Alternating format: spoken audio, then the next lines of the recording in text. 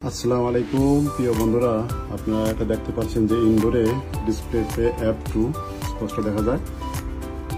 তো F2টার কি সমস্যা আজকে আমরা এটা দেখবো, কি কারণে F2 আসে। তো আমি পাওয়ারটা বন্ধ রাখছি, পাওয়ার বন্ধ করে বন্ধুরা এই দেখেন পাওয়ার বন্ধ। যদি পাওয়ার অনও করি, রিমোট দেওয়াও যদি অন করি কোনো কিছু কাজ করে না। আবার আমরা দেখি পাওয়ারটা অন করি, দেখেন যে F2 চলে আসছে, মানে ইনডোর পাওয়ারটা বন্ধ করলো, বন্ধ হওয়া না অন হওয়া না। তো বন্ধুরা যখনই এরকম অবস্থা হবে, দেখেন যে বোলোয়ারও চলে না, বোলোয়ার অবস্থা খারাপ দেখতে পাচ্ছেন। তো এটা সমস্যা না, যে ক্লিন করলে হয়ে যাবে। কিন্তু যে বোলোয়ারও চলে না, এটাতে রিমোট দেওয়া বন্ধ হয় না, চালু হয় না। তো বন্ধুরা যদি বোলোয়ার না চলে বা এই অবস্থা হয়, তো আমি একটা আইডিয়া করতেছি যে সার্কিটের সমস্যা। আর সার্কিটের সমস্যার আগে সমস্যা হলে আপনার এখানে কয়েল সেন্সর আছে, কয়েল সেন্সর সমস্যা হলে তখন এই সমস্যা বেশি দেখা দেয়। যদি কয়েল সেন্সর সমস্যা হয় তাহলে আপনি ইনডোর চলবেই না, মানে বোলোয়ার চলবেই না। আর চললেও আপনার হয়তো গেছে 2-4 সেকেন্ড 10 সেকেন্ড চলবে, তারপর যাতে এটা বন্ধ হয়ে যাবে। তো বন্ধুরা এই অবস্থা আমাদের করণীয় কি, এই যে এটা যে ভালো না খারাপ এটা আমি শিওর পাবেন না, কারণ আমার কাছে এটা মাপার মতন বর্তমান যে ক্লাইম মিটার এটা এখন নাই। আমি এটা বদলাই দেখবো চলে কিনা আর F2 যায় কিনা। তো বন্ধুরা দেখতে পাচ্ছেন আমি নতুন একটা সেন্সর আনছি, আমি 100% শিওর না এটা চলে কিনা। তারপর আমার কাজের এক্সপিরিয়েন্সের কাজের দক্ষতা বলে এটাই সমস্যা। আমি প্রথমে পাওয়ারটা বন্ধ করি। তো বন্ধুরা আপনারা দেখতেই পাচ্ছেন যে আমরা এই যে কন্ট্রোল বক্সটা খুলতেছি, যে কন্ট্রোল বক্সটা, এটার ভিতরে যে টার্মিনাল কানেকশন। তো বন্ধুরা আপনারা খেয়াল রাখবেন যেহেতু এখানে ক্যাপাসিটার আছে, ক্যাপাসিটার যখন আপনারা খুলবেন লগে হাত দিবেন না, এই ক্যাপাসিটারে একটা চার্জ থাকে। ক্যাপাসিটার যেটা দেখতে পাচ্ছেন ক্যাপাসিটার এটা কিন্তু 300 ভোল্টের মধ্যে কাজ করে। তো শর্ট লাগলে খুবই ভয়ঙ্কর শর্ট মারবে।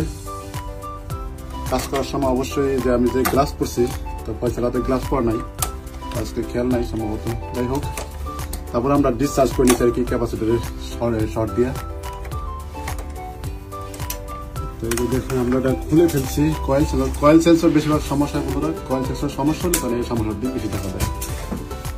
দেখি আমরা কি হয়।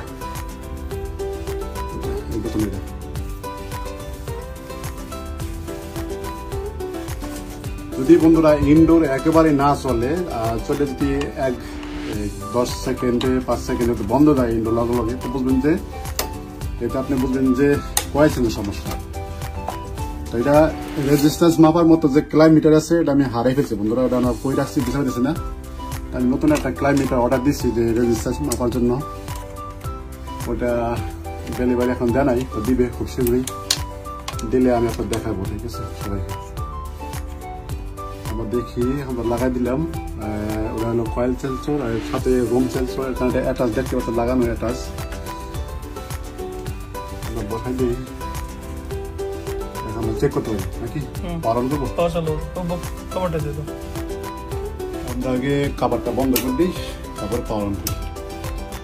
কাভার বন্ধ আছে, ওকে। আমরা এখানে ডিসপ্লেটা দেখি, ডিসপ্লে দ্বারা আমি পাওয়ার ডাউন করি। মোবাইলটা হয় কিনা সমস্যা সমাধান, বিসমিল্লাহ দেখি।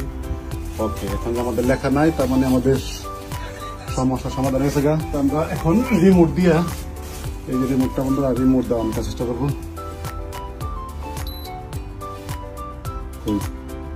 চলছে এসি চলছে কিনা, লাইট থাকছে আমাদের স্কেপের লাইটের সিস্টেম আছে বন্ধুরা, দেখতেছেন।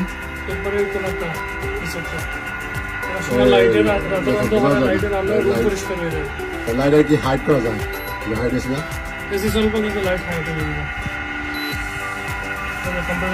তো বন্ধুরা আপনারা দেখতে পারলেন যে সমস্যাটা কি।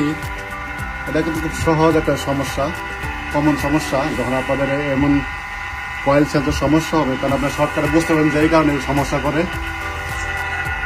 ড্রেন একটু পরিষ্কার হবে, ড্রেনের মধ্যে অতিরিক্ত ময়লা, ড্রেনের ময়লা, তারপরে বুলওয়ারের ময়লা।